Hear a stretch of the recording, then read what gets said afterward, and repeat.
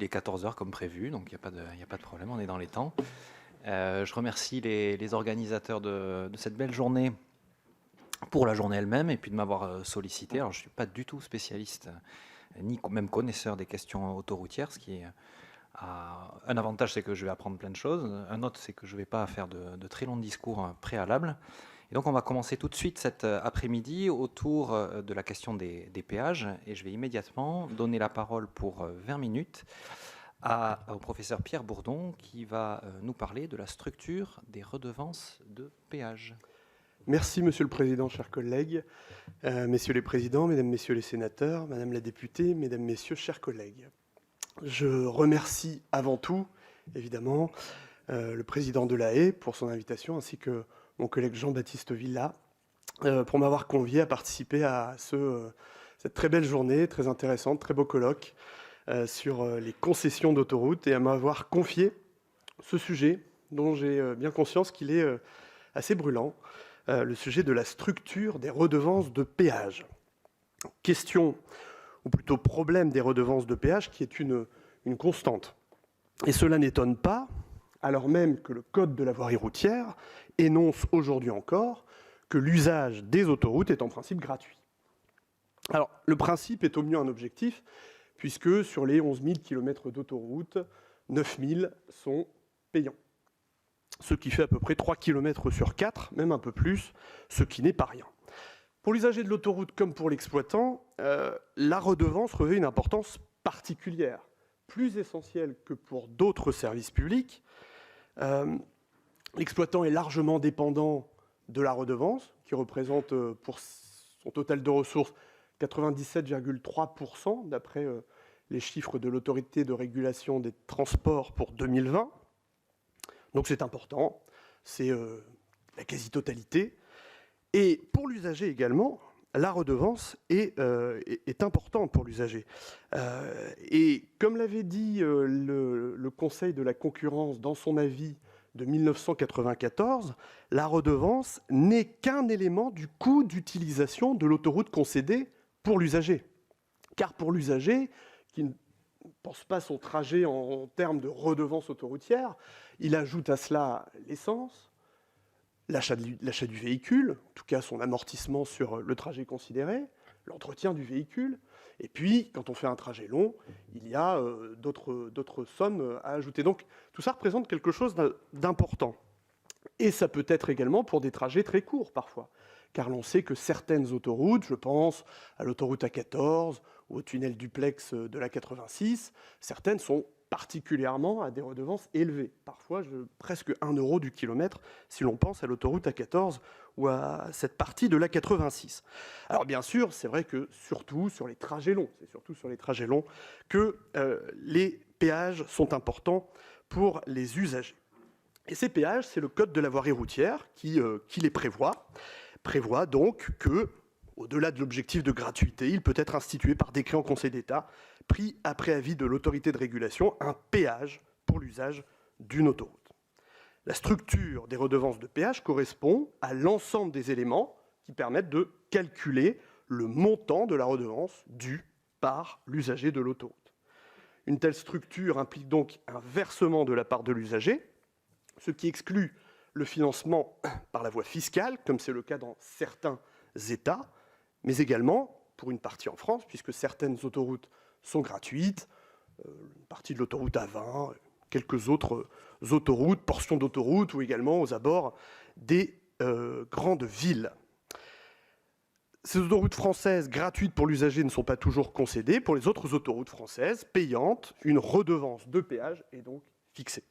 On peut distinguer plusieurs catégories de redevances de péage. Deux catégories que l'on peut distinguer, une forfaitaire, je dirais, sur abonnement, que l'on va trouver dans certains États. Je fais un peu de droit comparé, je pense à la Suisse, à la Slovénie, à l'Autriche. Dans ces États-là, pour l'essentiel, voire pour la totalité, le financement des autoroutes payantes se fait via ce type d'abonnement au mois, à l'année, parfois à la semaine, comme en Slovénie ou en Autriche. La structure, sinon, peut être proportionnelle au kilométrage parcouru, comme c'est le cas en France, mais aussi en Grèce, en Irlande, en Italie, en Pologne ou au Portugal. En France, donc, ce qui va nous intéresser cet après-midi, évidemment, la structure des redevances de péage a été fixée lors de la mise en service des premières autoroutes en 1955. Par définition, donc, une redevance de péage est fixée en fonction du service rendu à l'usager, ce qui est en principe lié aux coûts qui sont à la charge du concessionnaire.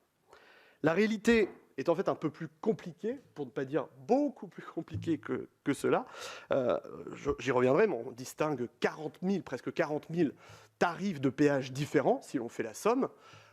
Comme l'avait remarqué le rapport du Sénat de 2021, si on regarde, enfin, tout le monde est à peu près d'accord pour dire que c'est à n'y rien comprendre, pour dire les choses de façon très claire. La Cour des comptes a dénoncé en 2008 un système qui s'est éloigné de la référence juridique au coût, je cite, et n'hésitant pas à le qualifier même, et je cite encore la Cour des comptes, à le qualifier d'arbitraire, ce qui, dans le langage de la Cour des comptes, veut dire quand même beaucoup de choses. D'accord. Alors, qu'en est-il en 2022 ? La question mérite d'être posée, d'autant plus que lorsque l'on s'intéresse aux règles de fixation des tarifs de péage, eh bien, c'est souvent pour s'intéresser uniquement aux seules hausses de péage. Vous voyez, en cela, c'est un avis de l'avis de la DLC de 2014 qui évoque les règles qui concernent les péages. L'avis est construit comme ça. À un moment donné, il y a un chapitre, les règles de fixation des tarifs de péage. Puis en réalité, dans les règles, l'avis ne s'intéresse qu'aux hausses. Et en fait, ça, c'est un petit peu problématique, parce que ça donne l'impression qu'en fait, la base tarifaire est non critiquable, solide, acquise, et qu'en fait, il ne faudrait s'intéresser qu'à la hausse. Alors que quand on regarde la base, eh bien, c'est loin d'être le cas. Alors, le régime de fixation des redevances de péage est, en théorie, dépendant du service rendu à l'usager. Ça, c'est la théorie. Sur le mode de calcul en pratique, la référence se fait par rapport à l'autoroute concédée et même, nous le verrons, à la section d'autoroute. Mais nous verrons dans une troisième et dernière partie, qui ne sera pas une bande d'arrêt d'urgence, parce qu'au fond, c'est quelque part un peu ici que se situe le problème. Il y a d'autres endroits, mais notamment à cet endroit-là qu'il y a un problème, c'est que de plus en plus, on a l'impression que, en fait, la redevance est très éloignée, un lien très distendu par rapport au service rendu à l'usager. Voire même, parfois, on peut se demander quel est vraiment le lien entre le péage et l'autoroute empruntée par l'usager. Et ce sera ma troisième et dernière partie. Ma première partie concerne donc cet aspect assez théorique de la redevance pour service rendu. C'est ainsi que fonctionne la redevance de péage. Et donc, elle est en principe, comme toute redevance, limitée au coût du service rendu à l'usager. Tous les documents officiels en font état.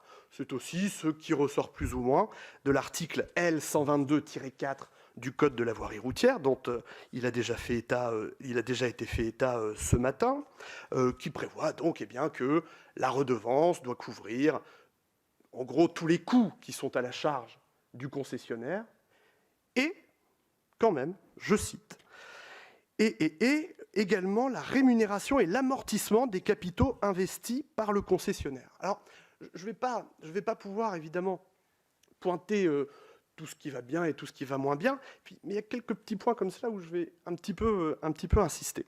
Et c'est particulièrement ce cas de ce passage du L122-4 qui concerne la rémunération et l'amortissement des capitaux investis par le concessionnaire. Cette définition législative est, on ne peut pas ne pas le dire, orientée vers les intérêts du concessionnaire, et elle ne correspond pas exactement à la définition classique de la redevance, qui, en principe, est orientée vers le service rendu à l'usager, et en particulier vers les coûts. Or, la rémunération des capitaux n'est pas, à proprement parler, un coût, mais correspond plutôt à un bénéfice, un retour sur investissement des capitaux investis, notamment par l'actionnaire. Une telle définition interroge sur la qualification même de concession. Et mon collègue Christophe Roux, ce matin, se posait d'ailleurs la question, et j'étais assez d'accord avec lui quand la question a été posée.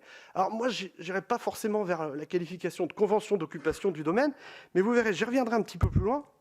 Je me demande quand même si on est bien, dans tous les cas, toujours face à des concessions. Je ne dis pas qu'il faudrait tout requalifier, mais je pense que dans certains cas, la question pourrait mériter d'être posée. Parce que, comme l'a relevé la DLC dans son avis de 2014, les concessionnaires supportent un risque limitée au titre de l'évolution du trafic.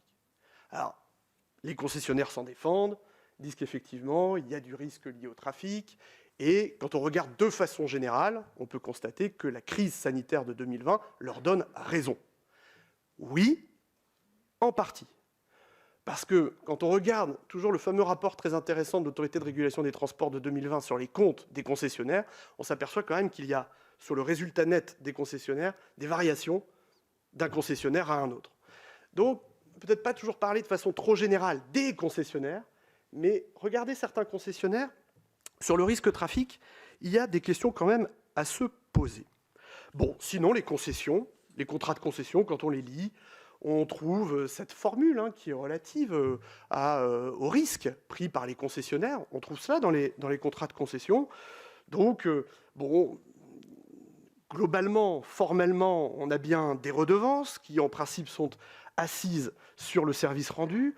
On a bien un risque, mais il y a quand même quelques difficultés. Alors, quand on s'intéresse, du coup, plus précisément aux tarifs de péage, comment cela fonctionne-t-il? Comment cette redevance est-elle fixée par rapport au service rendu? Alors, plus précisément, le tarif d'un péage est en principe fixé en tenant compte de 3 éléments.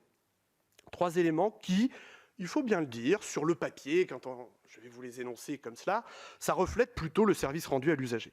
Le premier élément, c'est ce qu'on appelle la section de référence. Section de référence, pour dire les choses plus simplement, c'est en somme un tronçon d'autoroute sur lequel on est censé payer un péage. Bon, c'est une partie de l'autoroute. Il y en a environ 8000, et il n'y a pas grand-chose à dire sur ces découpages, sauf peut-être si on regarde l'autoroute A13, qui, elle, ne contient qu'une section qui va de Paris jusqu'à Caen. Il y a peut-être quelques petites choses à voir là-dessus. Mais la section de référence, ça fonctionne bien. C'est assez rationnel de tronçonner une autoroute pour calculer le coût des péages. Le deuxième élément, c'est la classe du véhicule. Vous savez, si vous conduisez une voiture particulière, vous êtes classe 1. Si vous conduisez un poids lourd, vous êtes 3 ou 4. Et si vous conduisez une moto, vous êtes classe 5. Et en fonction de cette classe, vous payez un tarif qui est plus ou moins élevé, grosso modo en fonction du nombre de passagers qui peuvent monter sur le véhicule, même s'il n'y a pas de proportion entre le véhicule et le nombre de passagers, ce qui peut se concevoir parce que pour un péage, par exemple, de 14 à 17 euros sur un Paris-Lille, on est à 50 euros pour un autocar. Et effectivement, il y a beaucoup plus de monde dans un autocar, mais on ne pourrait pas imaginer un péage à 200 ou à 300 euros pour l'autocar non plus. Donc sur la classe du véhicule, c'est pareil, globalement, ça fonctionne. Un petit peu plus ennuyeux à comprendre, c'est le troisième élément. Le troisième élément, c'est ce qu'on appelle le tarif kilométrique moyen, qui est fixé en principe pour chaque section de référence et chaque classe de véhicule. Ce tarif kilométrique moyen, c'est lui qui va permettre de calculer combien sur une section qui fait tant de kilomètres, on applique quel tarif par kilomètre. Et ce tarif lui-même dépend des coûts en question, des charges, etc. du concessionnaire. Et la définition du tarif kilométrique moyen, elle est donc précisée, si l'on peut dire, par un décret, le décret du 24 janvier 1995, qui, je ne vous énonce pas sa lecture, mais est assez opaque dans la définition. On peut y mettre plein de choses dans la définition du tarif kilométrique moyen, et ça, pour le coup, on peut dire des choses aux concessionnaires, mais ça intéresse aussi l'État, il faut bien le dire. Parce que dans ce tarif kilométrique moyen, on va par exemple y mettre, et là je vais parler un peu plus de l'État, on va par exemple y mettre cette fameuse redevance domaniale dont il a été question ce matin, mais également la TVA, évidemment, l'impôt sur les sociétés, la taxe sur l'aménagement du territoire également, sur laquelle je reviendrai. Et du coup, sur 100 euros de péage, il faut quand même avoir en tête que 38% revient à l'État. Peut-être aussi que c'est la raison pour laquelle on ne discute pas de trop de ces redevances de péage. Chiffre de 38% qui est une moyenne, car dans la réalité, les 38% qui reviennent à l'État sont répercutés dans les péages de façon variable d'une concession à une autre. Bon. Vous le voyez ainsi, la structure de redevance de péage dépend essentiellement de la section d'autoroute empruntée par le véhicule de l'usager, mais on perçoit déjà combien la structure est complexe et compliquée. Deuxième temps, ma présentation, la structure donc, dans laquelle on va rentrer un petit peu plus précisément, la structure de redevance de péage qui dépend à titre principal de la section d'autoroute empruntée par le véhicule de l'usager. Alors, c'est la section d'autoroute qui est le premier élément de calcul, matiné par l'autoroute ou l'infrastructure sur laquelle évolue l'usager. Ça ne pose pas de problème, ça permet de faire de la péréquation, ce qui ne doit pas surprendre quand on parle de transport, parce qu'il y a toujours des parties plus ou moins rentables sur des réseaux, ça vaut pour le routier comme pour le ferroviaire notamment, donc ça ne doit pas surprendre, et puis finalement, l'article L122-4 du Code de la voirie routière le prévoit tout à fait, puisqu'il fait référence à l'autoroute en général. Donc là-dessus, pas trop de difficultés. En fait, je ne vais pas rentrer dans chacun des 40 000 tarifs de péage, mais s'il y a un problème qui se pose, c'est non pas, peut-être pas tant dans les 3 éléments que je vous ai cités, mais dans la façon dont on les articule. Parce qu'en fait, il n'y a pas une seule façon d'articuler les 3 éléments que sont la section d'autoroute, le tarif kilométrique et la classe de véhicule. Il y en a en fait 2 grandes façons de le faire. Il y en a une qui est assez logique, c'est-à-dire que un mode de calcul que je pourrais appeler agrégatif, classique en matière de redevance pour services rendus, c'est le calcul où l'usager paye une redevance égale à la somme des redevances qui correspondent à chaque tronçon d'autoroute emprunté. Donc, c'est typiquement le cas d'Aix-en-Provence à Menton. Si vous prenez l'autoroute à Aix jusqu'à Menton, l'autoroute A8, vous payez la somme des péages des différents tronçons de cette autoroute. C'est assez logique, assez classique, et ça, eh bien, ne doit pas être critiqué, évidemment. Il y a une variante à cette méthode qui est le système ouvert de péage, c'est-à-dire le cas où vous ne prenez pas de ticket d'entrée, vous entrez sur l'autoroute, puis vous avez des barrières qui sont placées à intervalles plus ou moins équivalents les uns entre les autres. Bon, on peut dire des petites choses ici sur l'égalité des usagers, sur le mode de calcul, parce qu'en fait, certains peuvent ne pas payer l'autoroute, puisque si vous entrez avant la barrière de péage et si vous sortez avant la barrière de péage, vous ne payez pas grand-chose. Bon, ici, pourquoi pas? Ça peut être des questions d'aménagement du territoire qui peuvent se poser, et on peut le comprendre. C'est la seconde méthode sur laquelle je vais insister un peu plus, que l'on peut qualifier de globale, qui s'appelle aussi la méthode origine-destination, qui est un petit peu plus surprenante. Elle est un peu plus surprenante parce que ici, dans cette seconde méthode de calcul, qui est assez fréquente, pour ne pas dire très fréquente, pour ne pas dire en fait tout le temps utilisée, la redevance due par l'usager est calculée non pas en fonction du nombre de tronçons d'autoroute empruntés, mais en fonction du péage d'entrée et du péage de sortie de l'usager. Ce qui fait qu'en fait, il n'y a pas forcément de lien nécessaire avec le nombre de kilomètres parcourus.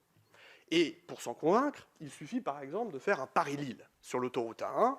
Vous entrez au péage à Chamant dans le département de l'Oise et vous en sortez en principe à Fresnes-les-Montauban dans le département du Pas-de-Calais, puisque la partie de l'autoroute A1 qui est dans le département du Nord et qui va jusqu'à Lille est gratuite.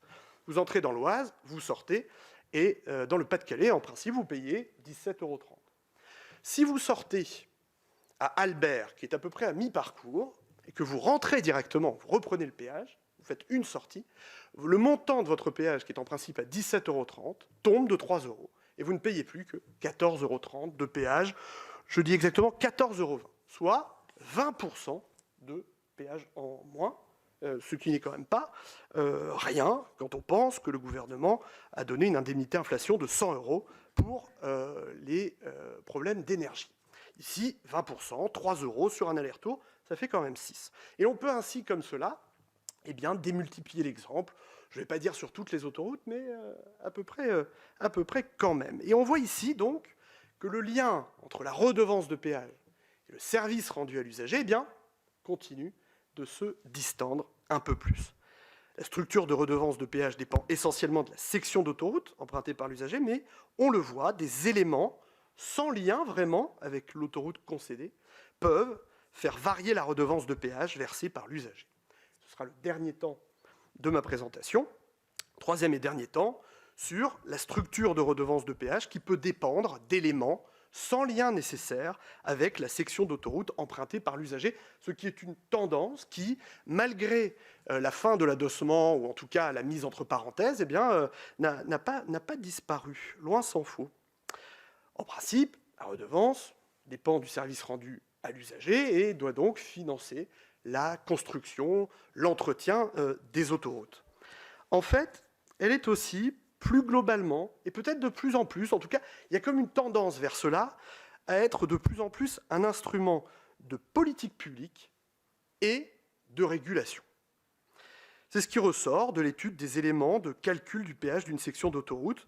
L'utilisation des recettes de péage montre aussi, d'autre part, une distorsion du lien entre redevances et services rendus. Alors, historiquement, c'était déjà le cas avec l'adossement, puisque effectivement l'idée de l'adossement était de payer un péage sur une section d'autoroute qui en fait permettait de financer une autre section d'autoroute. Donc l'adossement, c'était typiquement cela. Mais ça n'est pas terminé. Déjà, l'adossement n'est pas terminé. L'adossement existe toujours, notamment pour les anciennes autoroutes. Et puis, aujourd'hui encore, les redevances de péage sont un instrument de politique publique de transport, alors, non plus forcément pour financer de nouvelles autoroutes, mais aussi pour financer du transport ferroviaire, du transport maritime, du transport par autocar. Car dans la taxe sur l'aménagement du territoire, qui est intégrée dans les redevances de péage, cette taxe sur l'aménagement du territoire est affectée, sauf erreur de ma part, au budget d'une agence qui s'appelle l'Agence de financement des infrastructures de transport de France, l'AFITF, dont le budget, 49% du budget, entre 2005 et 2020, 49% du budget de cette agence a été contribué par les redevances de péage. Et à quoi sert la FITF, elle contribue à la construction, à l'entretien des routes nationales, mais aussi des transports par autocar, par train et par bateau.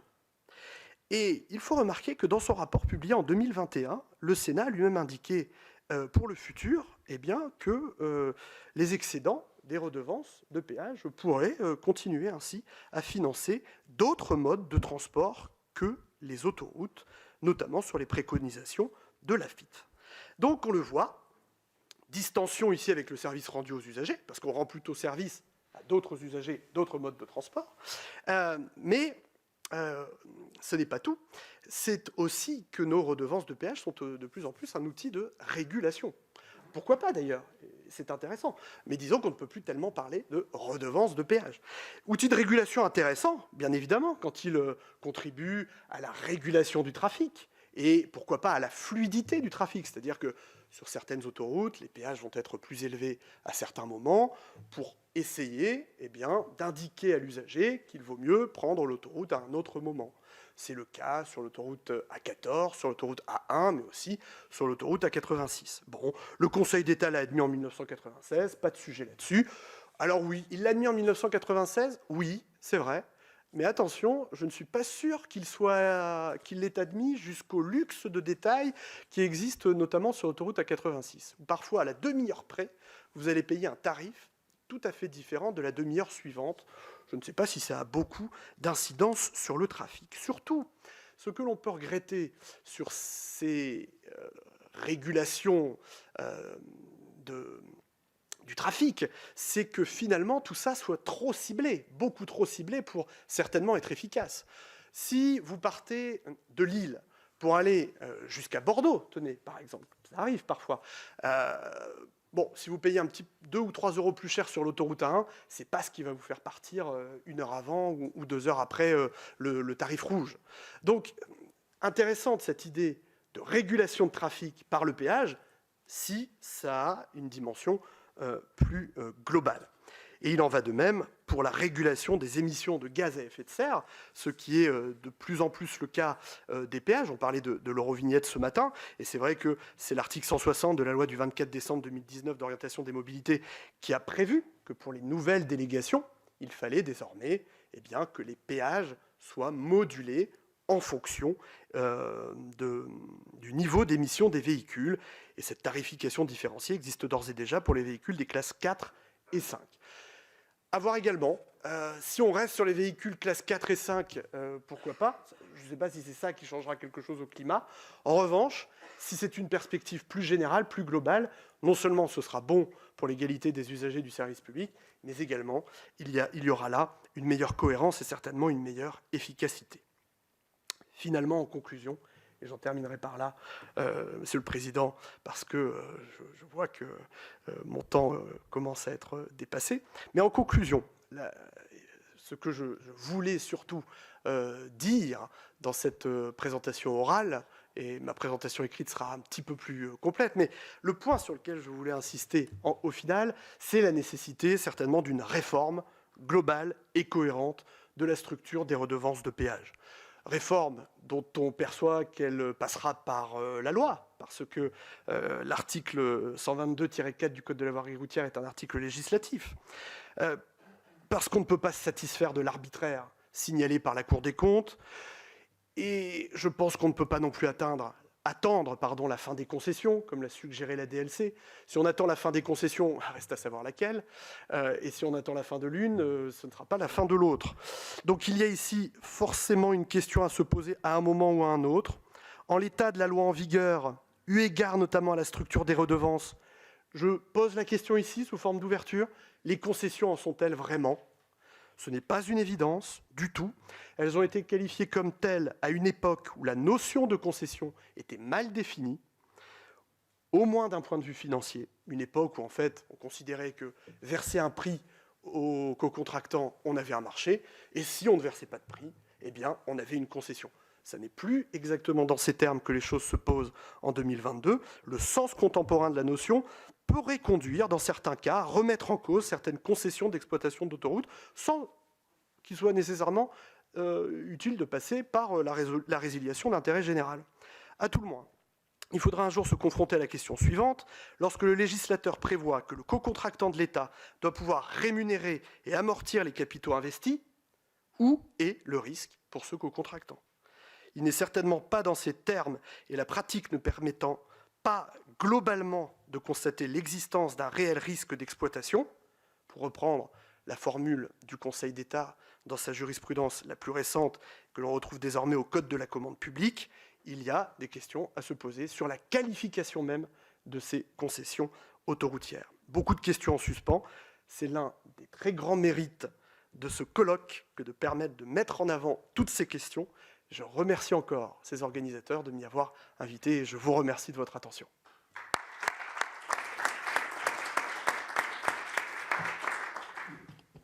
Merci beaucoup, chers collègues, pour ce beau voyage de l'île à Menton. C'était l'autoroute des vacances. On poursuit avec le professeur Julien Martin, qui va nous parler cette fois-ci, non pas de la structure des redevances, mais de l'indexation des péages. C'est à toi, Julien. Merci Sylvain, merci Monsieur le Président.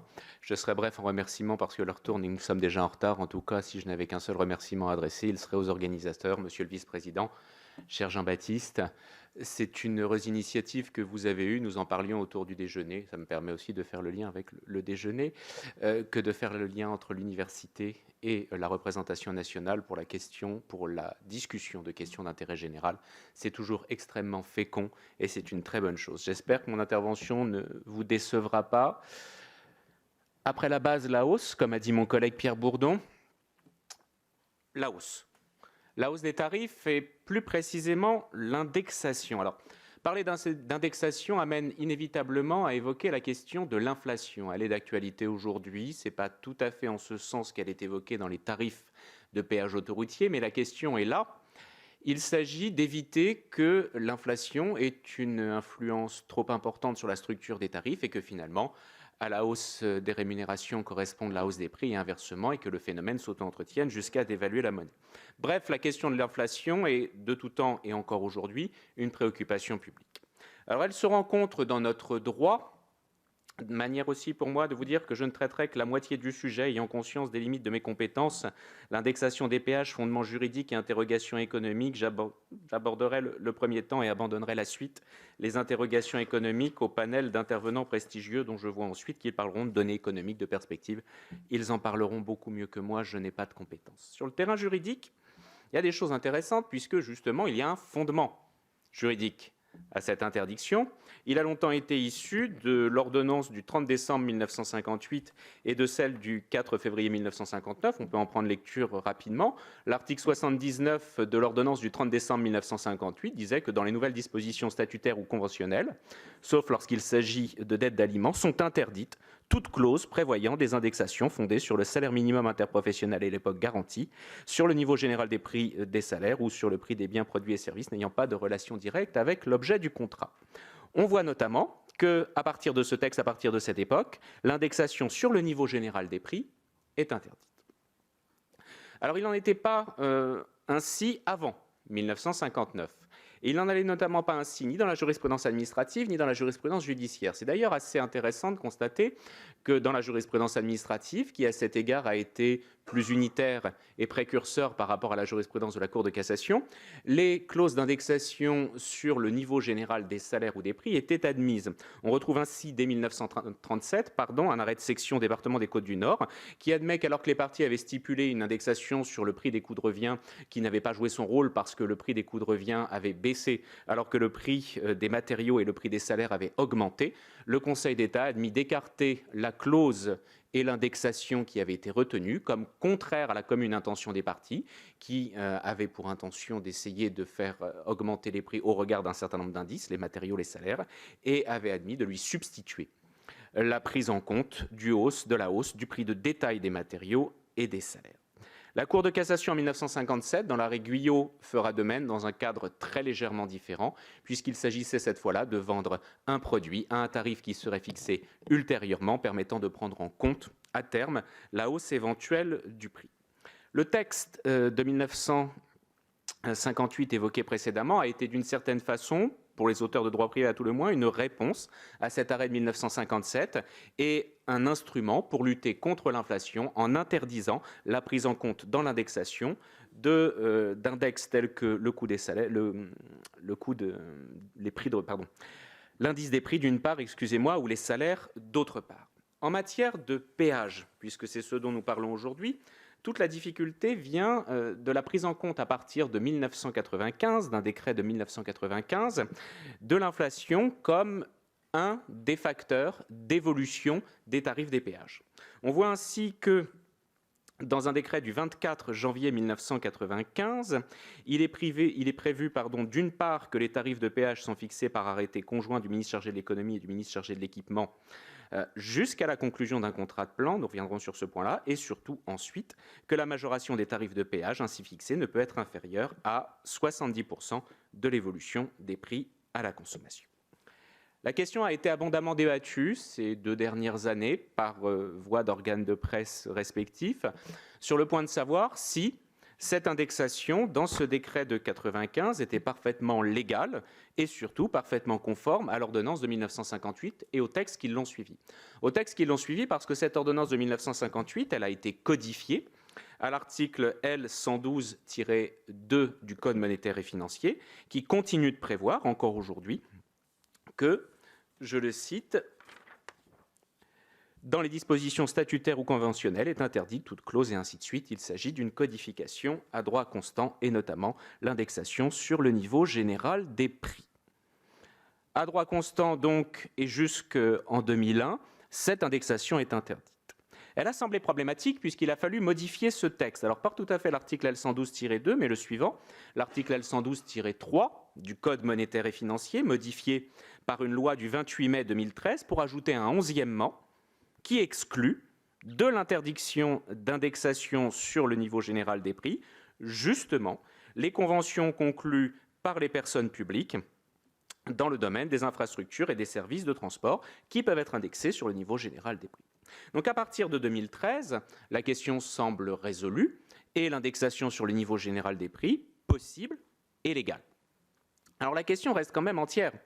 Si c'était possible à partir de l'intervention d'une loi en 2013, est-ce à dire pour autant que de 1995 à 2013 ou de 1995 à 2001, on fera peut-être la différence ensemble, cette situation était illégale et quelles conséquences en tirer? On voit tout de suite apparaître au moins 2, sinon 3 questions. Le décret de 1995 était-il légal du point de vue de l'ordonnance de 1958? L'exception introduite en 2013 appelait-elle un acte d'exécution et notamment un décret d'application, comme le laisse à penser la lecture de l'article L112-3. Et quelles conséquences tirer, soit de l'intervention d'un décret sans fondement législatif, soit de l'adoption d'une loi sans décret d'application. Ces conséquences, on peut les fondre très simplement dans deux axes et deux questions qui renvoient à deux phases temporelles différentes, mais soulèvent toutes deux des interrogations juridiques intéressantes, en se demandant, en la matière qui est la nôtre, celle de l'indexation des tarifs de péage sur le niveau général des prix, si, d'une part, le décret de 1995 était bien intervenu sans fondement législatif, et si, d'autre part, la modification législative intervenue en 2013 appelait un décret d'application qui n'est jamais intervenu. Sans me risquer au plan en trois parties, mais tu es un audacieux, Pierre, moi je suis un horrible conservateur. Dans un premier temps, la question du décret sans loi, du décret illégal. Alors, que dit précisément le décret de 1995 ? Et là, les choses sont intéressantes quand on rentre un petit peu dans le détail. Son article 1er nous dit tout d'abord que les cahiers des charges des sociétés concessionnaires définissent les règles de fixation des tarifs de péage et tiennent compte notamment de la structure du réseau, des charges d'exploitation, des charges financières. Il en a été parlé, il en sera de nouveau parlé. La suite du décret nous indique qu'un contrat de plan conclu pour une durée de 5 ans fixe les modalités d'évolution. Nous arrivons à notre sujet, les modalités d'évolution des tarifs de péage.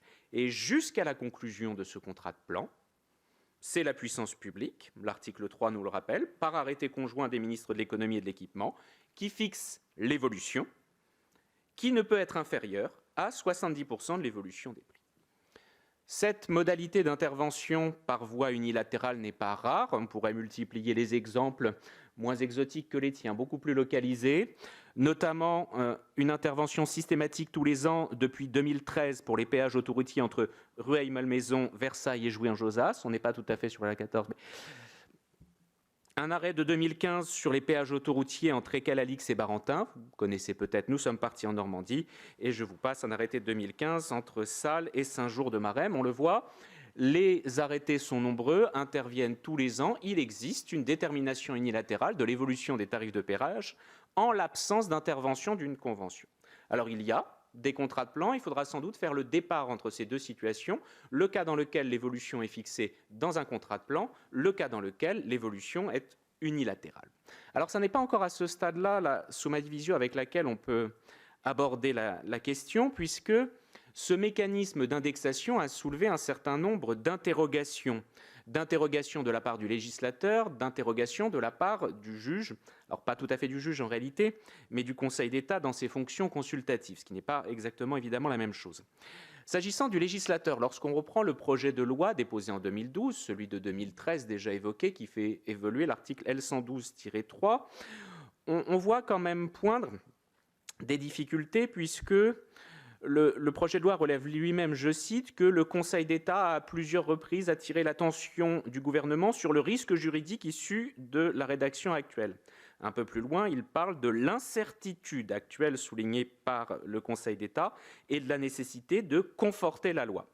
S'il y a un risque dans ces concessions, il est au moins juridique sur la base de l'évolution, à défaut d'être dans la structure des tarifs. Mais pour la représentation nationale, il y a au moins un risque et une incertitude. Alors qu'avait dit le Conseil d'État dans un avis que l'on retrouve dans le rapport public de 2013, mais uniquement sous forme résumée et dans une formulation qui pourrait prêter à interrogation, on y reviendra.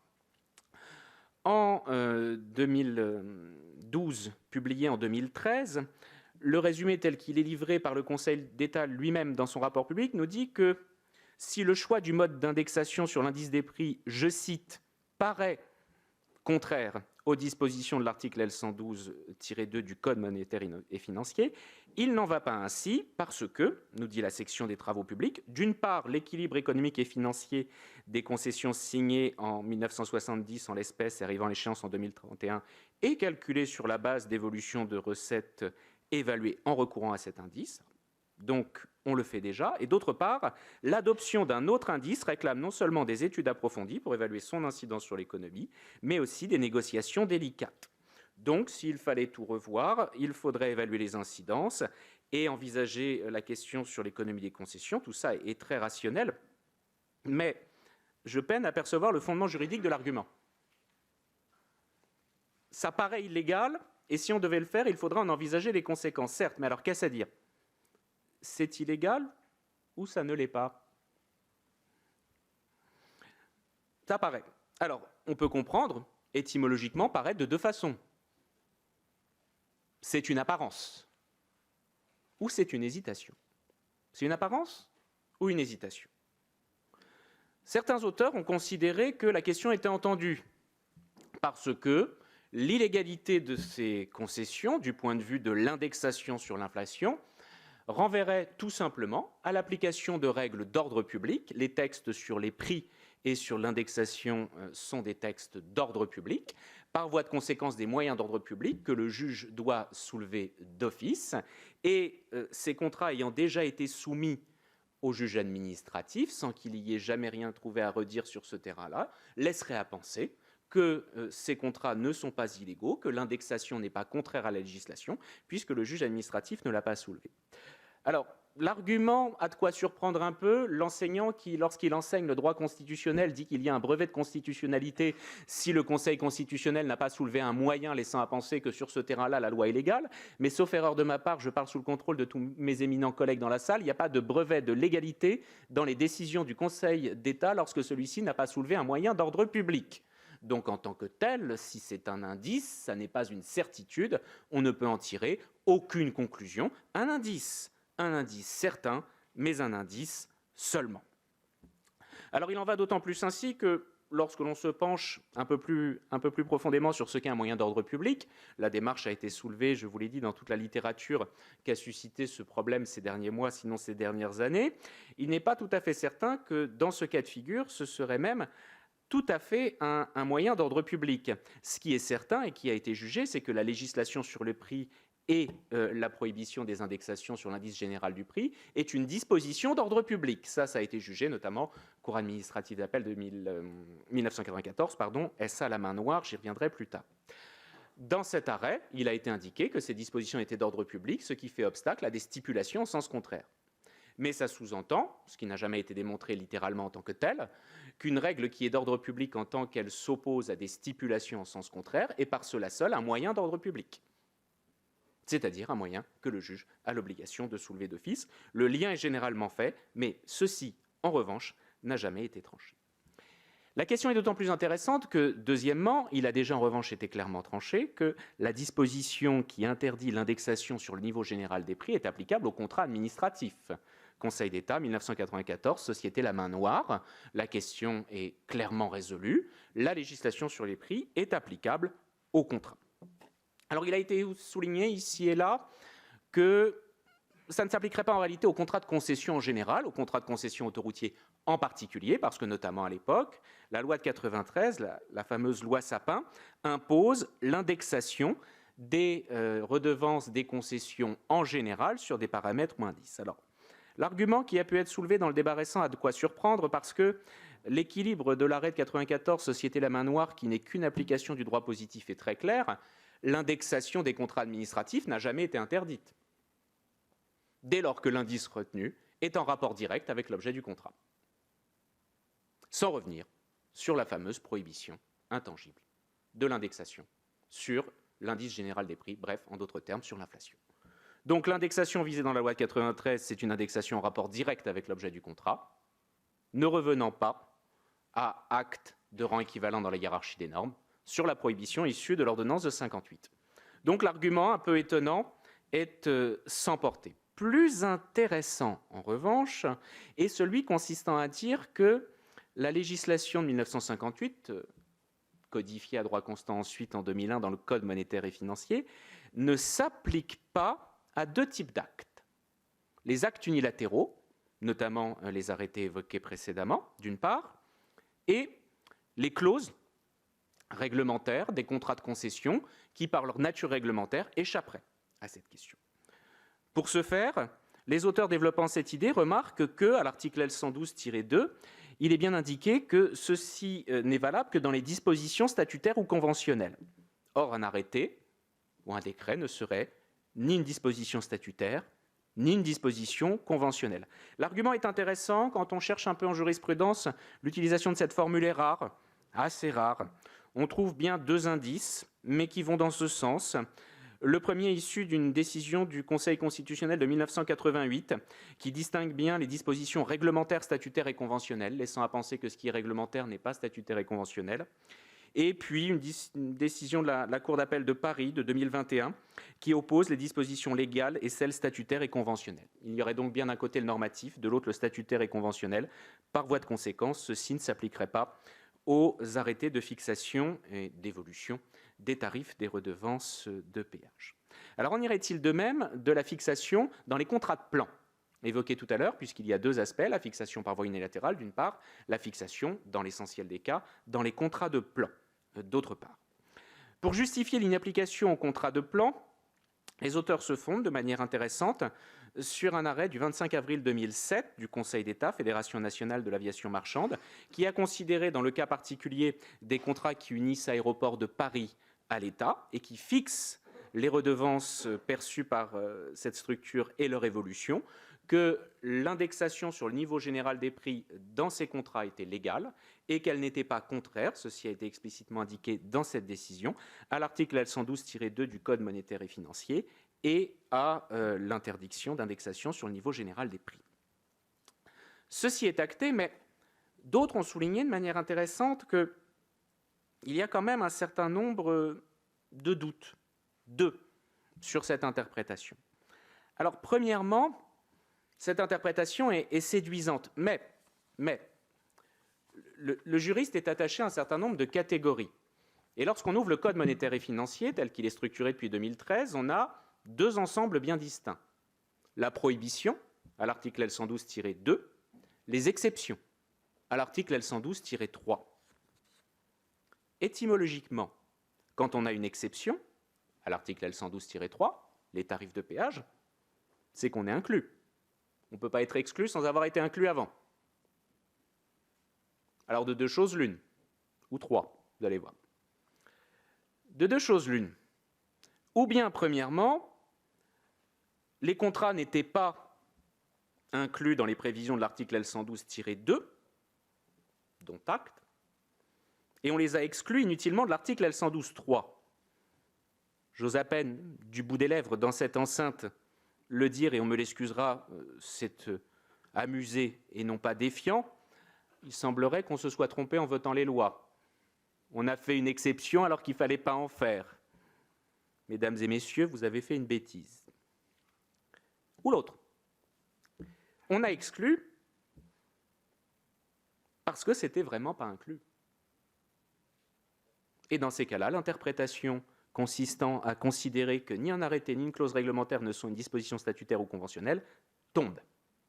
À tout le moins, au terme de cette réflexion, subsiste une ambiguïté. Ensuite, c'est la deuxième remarque. Au terme de la réforme opérée en 2001, il a été ajouté un article dont on n'a pas encore parlé, l'article L112-1, qui a suscité, on l'a vu, un certain embarras chez un certain nombre d'auteurs. Puisqu'à l'article L112-1 et au premier alinéa, vous n'avez plus ni disposition statutaire, ni disposition conventionnelle, rien de tout ça. Il vous est dit sans embâge, l'indexation automatique des prix des biens ou des services est interdite. Bon, c'est clair, c'est du style direct. Est-ce à dire que, dans ce cas-là, cette indexation automatique est celle sur le niveau général des prix, entre autres choses? Auquel cas, si l'article L112-1 incluait les prévisions de l'article L112-2, il y aurait là une prohibition qui n'est pas limitée aux dispositions statutaires et conventionnelles, telles qu'elles figurent dans l'article L112-2, et qui s'étendrait, par voie de conséquence, aux tarifs de péage. Si tel était le cas, aujourd'hui, il n'y aurait plus beaucoup de recours. Les tiers sont forclos, il n'y a plus d'actes à attaquer dans les délais. Les usagers pourraient toujours, éventuellement, dans la limite du délai quinquennal, ça n'est plus possible à partir de 2013, exciper de l'illégalité du fondement du tarif qui a été perçu uniquement sur la fraction concernant l'application de l'inflation. Il ne resterait donc qu'un recours d'une des parties au contrat contre l'autre, en ce que l'objet du contrat serait contraire à une disposition législative, et ceci sur le fondement d'une jurisprudence issue d'un arrêt de section de 2019, Association pour le musée des îles Saint-Pierre et Miquelon, qui permet aux parties d'agir aussi longtemps que le contrat est exécuté. Donc il resterait, si elle le souhaitait, à une partie à agir contre les stipulations du contrat, si elle en a l'intention, en d'autres termes, vraisemblablement la partie publique. Alors à partir de 2013, j'ai complètement perdu le fil du temps, Monsieur le Président, il me reste 4 minutes. Il y a un deuxième temps, une deuxième réflexion à partir de 2013 sur le fait que la loi n'aurait pas de décret d'application. Alors rapidement, l'article L112-3, on l'a déjà vu ensemble, exclut les rémunérations des co-contractants de l'État et de ses établissements publics, et d'un certain nombre d'autres, au titre des contrats de concession et de marché de partenariat conclus dans le domaine des infrastructures et des services de transport. Très bien. Donc on a déjà discuté du statut de l'exclusion. Le premier alinéa de cet article L112-3 nous dit qu'il en va ainsi selon des modalités définies par décret. Et quand les modalités sont définies par décret, les contrats exclus peuvent être indexés sur le niveau général des prix. Seulement depuis 2013, aucun décret n'est intervenu. Le décret de 1995 est toujours en vigueur. Est-ce que le décret de 1995 est le décret d'application de l'article L112-3 issu de la modification de 2013? Alors pour essayer d'y répondre en 2 temps et en 4 minutes, il y a 3 minutes. 2 points d'accroche, malgré tout, pour répondre à cette question. Premièrement, quel est le sens de la réserve du décret d'application dans l'article L112-3? Est-ce applicable à la situation qui est la nôtre? Très rapidement, quand vous regardez le sens de l'article L112-3, vous remarquez que la première fois que l'on exige un décret d'application pour permettre une indexation sur les prix, c'est assez récent, c'est en 1998, pour modifier une première fois l'ordonnance de 58, et c'est fait à dessein, puisqu'il s'agit à l'époque des titres de créances négociés qui peuvent être indexés sur le niveau général des prix, et il sera adopté le 11 septembre 1998, un décret d'application. Ce décret d'application comprendra une formule toute simple, disant que on peut retenir l'indice des prix à la consommation pour l'ensemble des ménages hors tabac publié mensuellement par l'INSEE. Un décret pour dire qu'on utilisera l'indice de l'INSEE des prix à la consommation. Ça sape un peu l'argument consistant à dire qu'il ne faut un décret d'application que pour autant que les dispositions de la loi ne sont pas suffisamment précises et qu'en réalité, le décret d'application va venir préciser la formule de calcul. Alors c'est vrai dans un certain nombre de cas, je passe et je vous renverrai à la communication écrite en matière d'indices immobiliers. Il y a des formules originales, mais il y a ce décret de 98 qui tente à dire tout simplement que même quand on renvoie à l'indice de l'INSEE, il faut un décret. Les travaux préparatoires l'évoquent très bien, tout simplement parce qu'à l'époque, il y avait un doute. Est-ce que c'est l'indice de l'INSEE ou est-ce que c'est un indice européen sur les prix? Le choix existe. Le choix existe toujours. Il doit être fait et inclus dans un texte. Alors, dès lors que le décret de 95 ne prévoit pas une indexation sur le niveau général des prix, mais sur 70% au minimum du niveau général des prix, on ne peut pas dire que ça n'est pas un acte d'application si l'on veut appliquer la même chose. On ne peut pas appliquer une évolution liée à 70% de l'indice général des prix sans que ce soit contenu dans un texte. Ça n'est pas de l'évidence, ça ne résulte pas naturellement de l'autorisation de recourir à une indexation sur les prix. Alors c'est la deuxième et dernière question pour clore ce deuxième point. Est-ce que l'on peut, en droit, avoir un décret d'application antérieur à l'adoption d'une loi? Alors il a été opportunément soulevé une décision assez ancienne, mais dont la solution a été reprise à de nombreuses occasions, l'arrêt d'Assemblée Lanctot de 1943, mais qui concernait un cas quand même relativement différent. Dans ce cas de figure, il s'agissait tout simplement d'un décret d'application d'une loi qui avait été abrogée par une loi postérieure, très simplement. Et aussi longtemps qu'un décret d'application de la loi postérieure n'avait pas été adopté, le décret d'application de la loi antérieure pouvait être maintenu en vigueur. Très bien, on comprend la succession temporelle des textes. Mais dans cet arrêt qui a été confirmé par exemple en 2016, SA Compagnie de Saint-Gobain, le premier décret avait été adopté sur un fondement législatif parfaitement régulier, abrogé, et il y avait ce faisant une survivance en forme de continuité dans les actes réglementaires. Est-ce que, la question est ouverte, est-ce que le Conseil d'État jugerait qu'il en va de même lorsque le décret antérieur n'a pas été adopté sur le fondement d'une loi parce qu'il n'y en avait pas,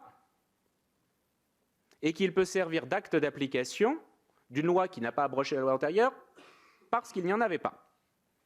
L'effort intellectuel n'est pas énorme, on peut parcourir cette distance, mais à l'heure actuelle, ça n'a pas été tranché. On le voit, pour conclure rapidement, parce que je ne sais plus du tout si j'ai beaucoup dépassé le temps de parole, il y a énormément d'incertitudes. Des incertitudes qui ont grevé les textes initiaux, des incertitudes qui grèvent l'interprétation des textes actuels, et une jurisprudence qui, si elle constitue le terreau fertile d'un éventuel fondement à la reconnaissance de la situation telle qu'elle existe aujourd'hui, n'est pas parfaitement stabilisée. S'il y a une chose qui en résulte, en toute honnêteté, en toute objectivité, c'est que si la situation n'est pas illégale avec certitude, en revanche, il y a, et cela c'est tout à fait incontestable, de très nombreuses incertitudes. Je vous remercie pour votre patience.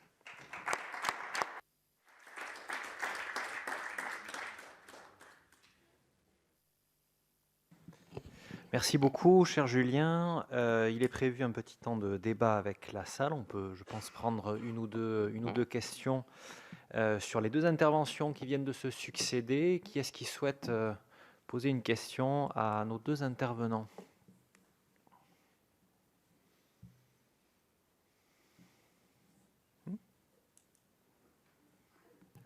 Alors, quels seraient les effets utiles d'une reconnaissance du fait que le décret de 95 ne puisse pas être le décret d'application de la loi de 2013 ?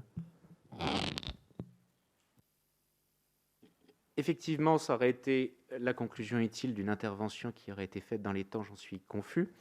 Dans ce cas de figure, si l'on considère que la loi a besoin d'un décret d'application et que celui-ci n'a pas été mis en œuvre, de deux choses l'une, où on considère que, et c'est admissible, il n'y en a pas besoin parce que la loi est suffisamment précise pour être d'effet direct. Le cas échéant, il peut y avoir une stipulation, mais qui est parfaitement libre, sans filet, à 70% de l'indice des prix, et qui résulterait de la libre négociation des parties. J'en suis parfaitement d'accord.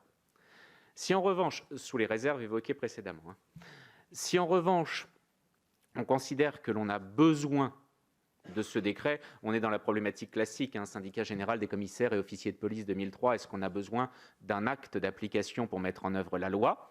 Si on considère en revanche que l'on a besoin de ce filet, eh bien dans ce cas de figure, la loi est inapplicable en l'espèce. Et on ne peut se fonder sur celle-ci pour permettre une indexation sur l'inflation. Mais on peut la fonder sur autre chose. Un indice qui serait en rapport direct avec le contrat. Corollairement, comme je l'ai évoqué avant, ça permettrait, mais ça résulte du jeu naturel de la négociation sous réserve de sa légalité, d'avoir une évolution qui serait égale, par exemple, à 50%, à 30% de l'inflation, voire qui ne serait pas du tout indexée sur l'inflation, voire qui ne serait pas indexée du tout. Puisque dans ces cas-là, il n'y aurait pas de contrainte. Légale et réglementaire, s'entend. Pas de contrainte légale et réglementaire. Je renvoie, pour en terminer, sur les stipulations, auxquelles je n'ai pas accès, puisque ce qui a été librement stipulé, pour autant que c'est légal, sera applicable. Oui.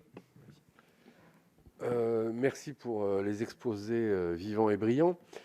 Sur la question de ce décret, avec Christine Pires-Beaune, on a beaucoup travaillé sur cette question-là, et on s'est arrêté lorsqu'un juriste nous a dit que dans la foule d'incertitudes qu'il y avait autour de ça et d'interprétations possibles, la loi de 2013 avait régularisé la situation. C'est-à-dire que si on allait monter un recours pour contester ce décret, certainement que on nous évoquerait cet argument-là, qu'il y a eu suffisamment de précision apportée à la loi de 2013 pour lever les incertitudes qui méritent d'être posées sur ce sacré décret.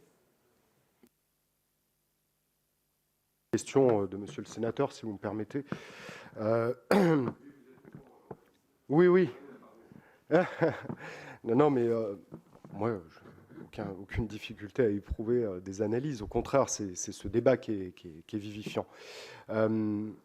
Je voudrais quand même préciser un tout petit peu. D'abord, la loi de 2013, je pense qu'on est à peu près tous d'accord pour dire que ce n'est pas une loi de validation. Donc, c'est déjà un bon point de départ, je veux dire, pour réfléchir.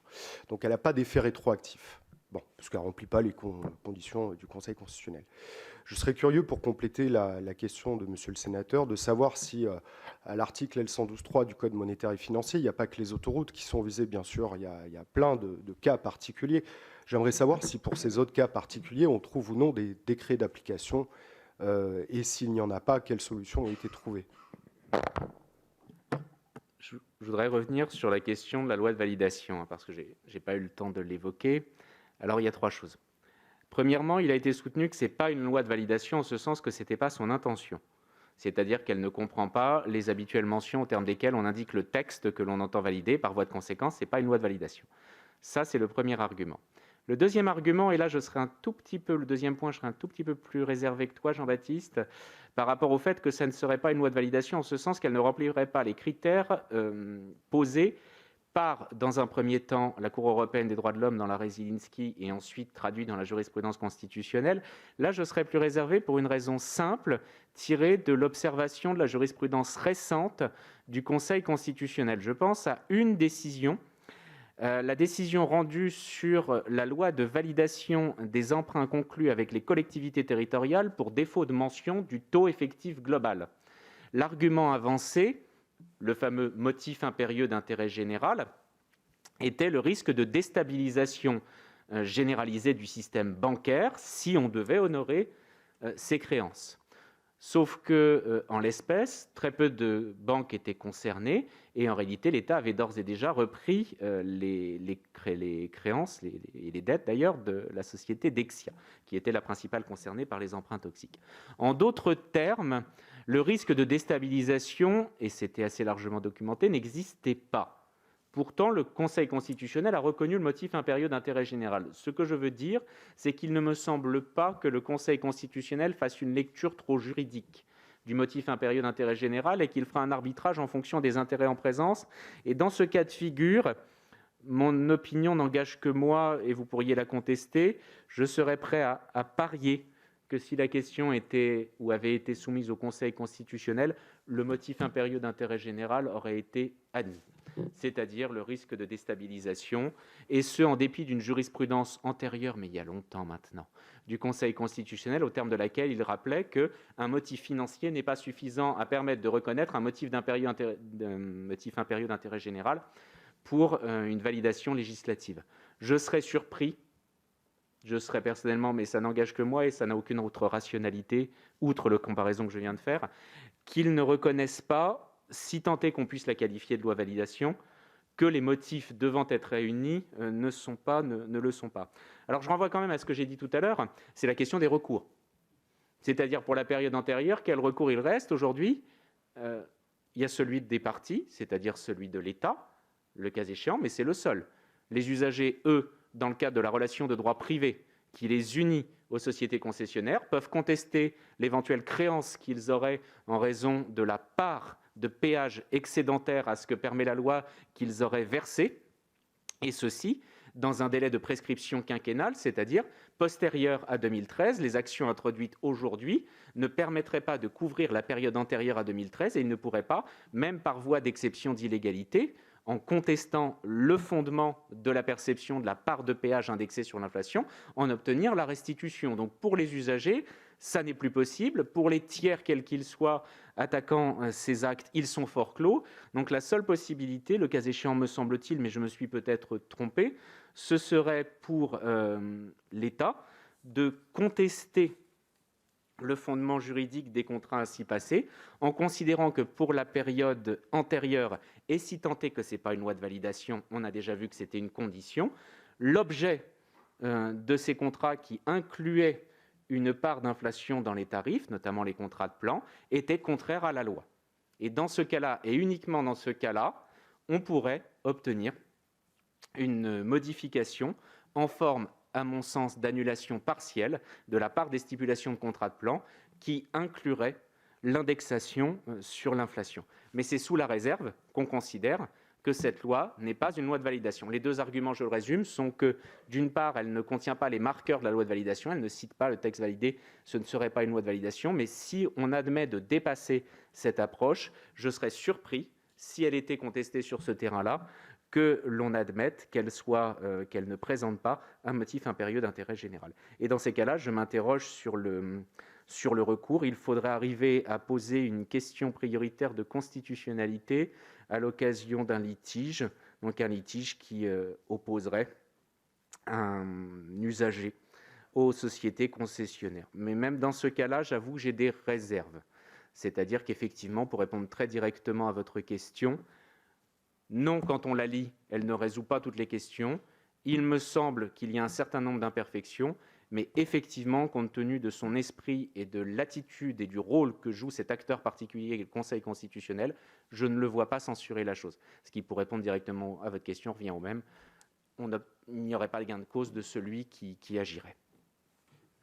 Et pour les autres cas au L122.3 ? Pour les autres cas, j'en ai pas trouvé. Enfin, tu parles de L122.3, 11e. Oui, non, c'est sur les autres exceptions, tu sais, dans le Code monétaire et financier, Oui. Qui nécessitent un texte d'application. Est-ce que... Ils ont tous un texte d'application. Je pourrais vous en faire la liste, elle est dans la contribution écrite. Ils ont tous un texte d'application. Y compris pour simplement dire qu'on retient l'indice de l'INSEE. Donc ils ont tous un texte d'application. C'était la question posée par monsieur tout à l'heure, c'est-à-dire de dire que si on considère qu'il faut un texte d'application, qu'il n'y a pas de texte d'application, la conséquence, c'est la stipulation sans garantie. Et dans ces cas-là, on postule, ça peut se discuter, que ce texte était une garantie d'abord et avant tout pour le concessionnaire, en lui accordant un minimum d'indexation dont il perd le bénéfice. Pardon, c'est toi qui distribue la parole. Merci. Oui, il y a deux personnes qui ont levé la main. Je vous propose des questions ou des remarques courtes, qui appellent des réponses courtes si possible de votre part. Je crois que monsieur avait d'abord levé la main, puis après, je vous laisserai poser votre question. Oui, merci. J'ai remarqué que le professeur Julien Martin a fondé l'illégalité de l'indexation sur la base des contrats plans, à moins que je me suis trompé. Si on revient au décret de 1995, on peut fonder l'illégalité sur ce plan parce que l'ordonnance de 1958 faisait allusion aux dispositions statutaires et conventionnelles. Et on voit que le décret qui fixe le montant des tarifs a un caractère contractuel si on se réfère à la jurisprudence du Conseil d'État de 2018, Communauté d'agglomération de Val d'Europe, qui dit que les dispositions qui fixent les clauses réglementaires ont un caractère contractuel. Donc, à ce sens, en application de l'ordonnance de 1958, on peut trouver que non, l'illégalité peut provenir de ce décret.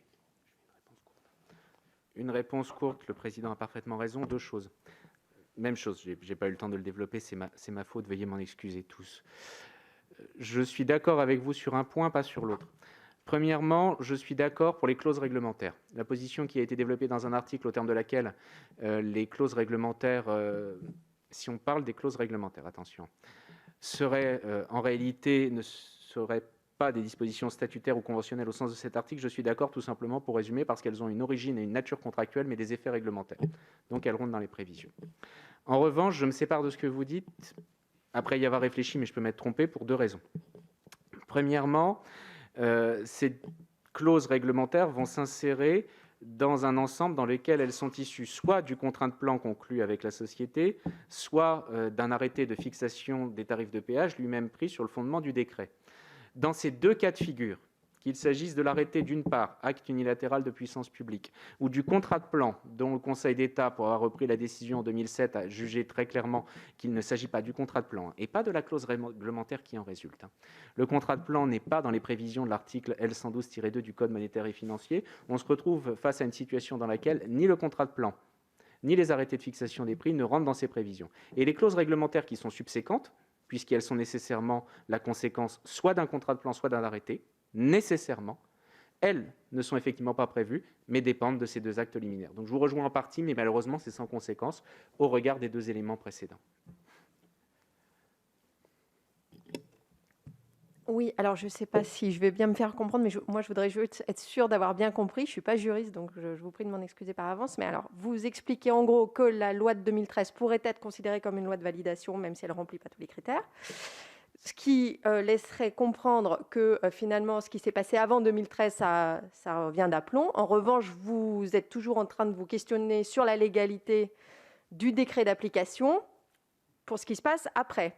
Mais si c'est une loi de validation, est-ce que ça ne valide pas le décret d'application? Vous me permettrez tous, je l'espère, cette toute petite remarque liminaire. C'est très mal rédigé. Ça vient du problème suivant, c'est qu'il y a deux choses. Premièrement, justement, pour la période antérieure, on n'aurait pas la difficulté en ce sens que la loi serait rétroactive d'une part et le décret préexistait. Donc, par là même, si on considère pour la période antérieure que l'on agit en ce sens, il n'y a pas de difficulté. Par voie de conséquence, c'est le sens de votre remarque. Si on admet cette première hypothèse, et c'était là votre difficulté, découle par voie de conséquence la réponse à la deuxième question. Si je valide rétroactivement un décret en considérant que c'est une loi de validation, je peux difficilement considérer par la suite que le décret n'est pas le décret d'application, pris au sens de ses dispositions dans l'article L112-3. Le fond de ma pensée, je ne vous l'ai pas encore donné, mais je n'ai pas eu le temps. Pourquoi on renvoie à ce décret? C'est une clause de style. On l'a intégré de manière systématique et je ne pense pas que quand on a introduit le 11e, on a soupçonné qu'il faudrait un décret. En revanche, quand on prend la pratique qui résulte des 10 alinéas précédents, ils ont tous reçu un décret d'application. Un esprit chagrin pourrait dire, vous ne l'avez peut-être pas pensé, mais il y a une pratique. Alors qu'est-ce à dire? C'est une pratique, ce n'est pas une obligation juridique. C'était nécessaire, même quand on va se fonder sur l'indice des prix de l'INSEE, mais vous pouvez vous en départir, c'est l'échange qu'on a eu tout à l'heure, effet direct. Soit, vous le considérez autrement, je ne peux pas trancher, je vous en donne les termes du débat, vous considérez que ce n'est pas une pratique, mais une nécessité qui est impliquée par le recours à cette locution, y compris pour prendre l'arbitrage fait en 1998 sur les titres de créances négociables en disant que même l'indice de l'INSEE, c'est un choix. Donc, il faut l'inscrire quelque part, donc il faut le mettre, et que tant qu'on ne l'a pas fait, comme on l'a fait pour chacun des 10 alinéas précédents, le texte n'est pas applicable. Et en partant du principe, c'était l'échange que j'avais précédemment, que le texte n'est pas un texte d'application. C'est une figure baroque. J'ai cherché en jurisprudence, et je parle sous le contrôle de tous les éminents juristes qui sont dans la salle, je n'ai pas trouvé un seul cas dans lequel, j'ai pourtant cherché, le décret d'application était antérieur. Or, le cas que j'ai cité, mais c'est des successions de lois avec abrogation successive de lois. Ce n'est pas la même chose. Je n'ai trouvé aucun cas dans lequel on a mis la charrue avant les bœufs. Passez-moi l'expression un petit peu vulgaire. Mais on a pris un décret avant la loi. Et pourquoi, on a envie de dire, et pourquoi on prendrait un décret avant la loi? Pour quelle raison? Je suis trop long, pardon. Bien, sauf question répondant à un motif impérieux d'intérêt général, je propose qu'on passe à la suite. Je vous remercie donc, chers collègues.